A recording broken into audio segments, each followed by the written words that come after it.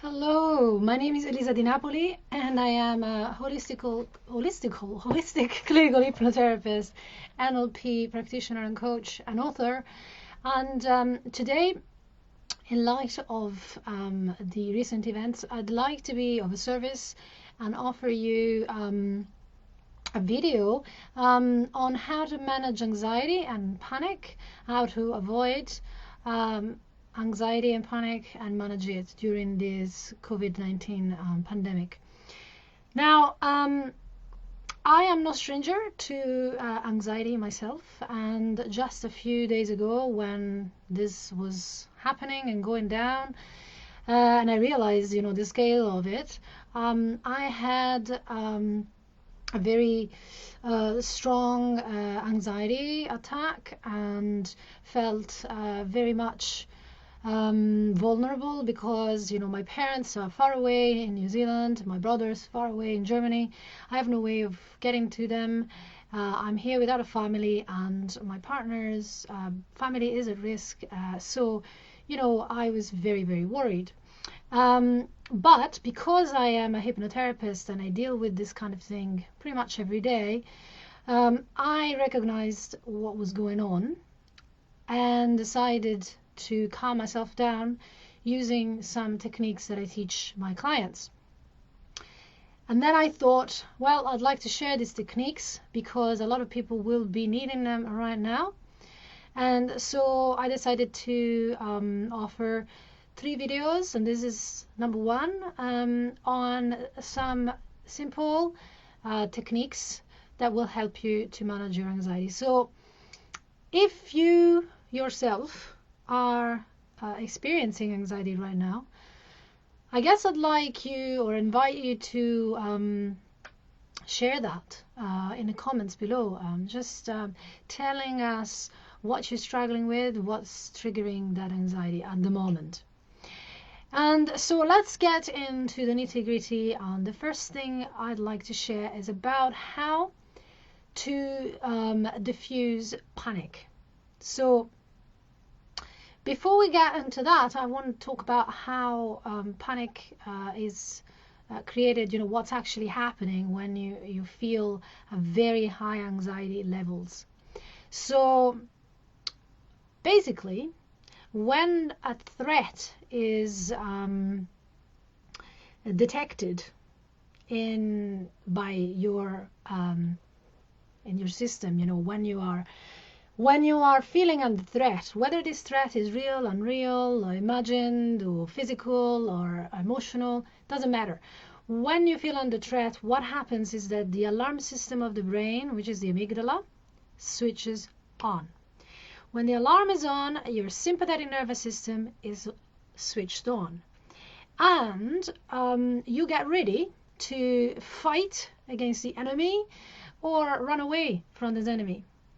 And in order to do that, cortisol and adrenaline are pumped into the body to get you ready. Now, when that happens, a byproduct of this is that you may experience symptoms of hyperventilation as well. And hyperventilation happens when we breathe too fast and we basically are inhaling the amount of oxygen that we're inhaling and the amount of carbon dioxide that we are exhaling is not optimum level.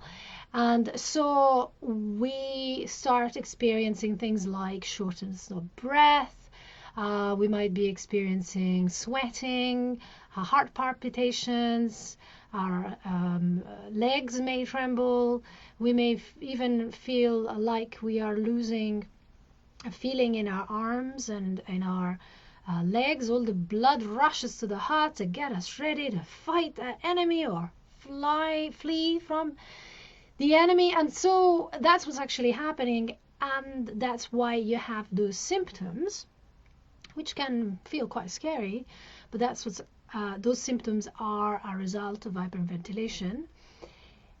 And the other thing that happens is that inhibitory signals will be sent amygdala, which is the alarm center of the brain, to the prefrontal cortex, which is where a rational thinking happens, which basically means that we get a little bit more stupid, meaning that we cannot really think rationally.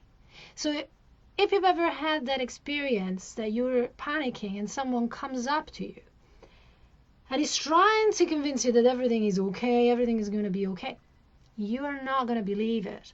It's very, very hard for you to actually think rationally until you have calmed down. Because when you've calmed down, the parasympathetic nervous system is switched on, which is the opposite of the sympathetic nervous system, which is switched on when you're panicking. The two cannot be switched on at the same time. It's like a double switch.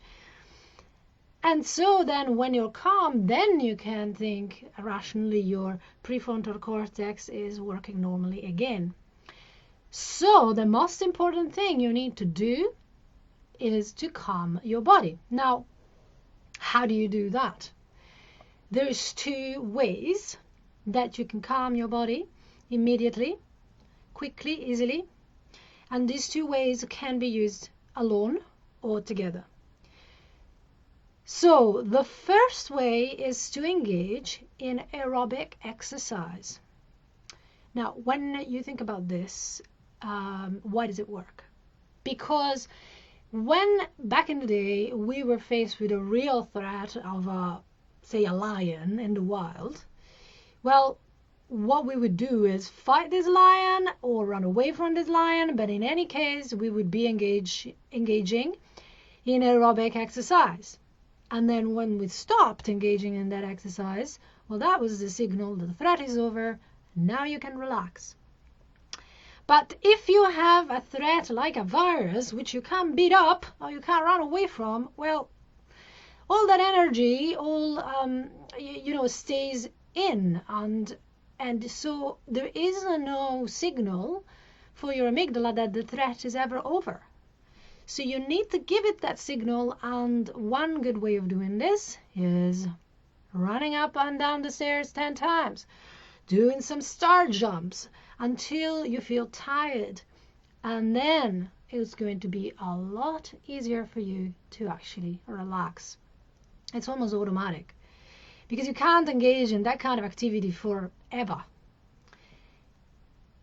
Another thing you can do, if, for example, you cannot run up and down the stairs for whatever reason, or if you have asthma, in which case I wouldn't recommend this approach, is to engage in diaphragmatic breathing.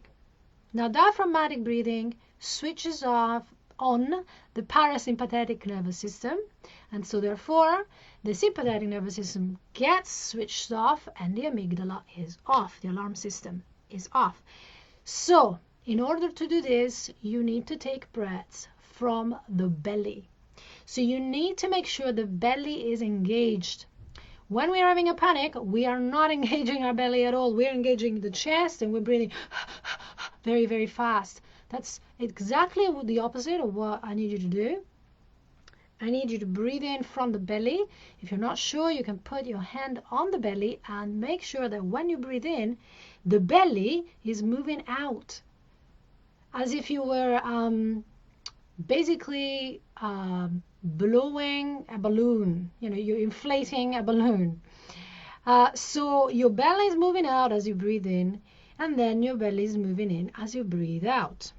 Now make sure that the out breath is longer than the in breath, and make sure that you are breathing through your nose, not your mouth, your nose. That has got to do with the amount of oxygen and carbon dioxide that come in and out of the body, the right amounts. But of course, if you have a cold, you may not be able to do this with your nose. So if you have to breathe through your mouth, make sure that you either have a paper bag right here that you can breathe through, that will limit the amount of oxygen that comes in and the carbon dioxide that goes out, or you could try a straw. So you breathe through the straw. So you can combine these two strategies. So for example, you could do the aerobic exercise and then do the deep breathing. That's exactly what I did, by the way, last week, and it worked really well. And of course there are other techniques as well that I'd like to share with you, but I leave that for the other two Facebook lives. So before I leave you, I would like to ask you, what is the biggest trigger for your anxiety? Is it a thought, that you're saying to yourself, something you're saying to yourself repetitively, like a what if, for example?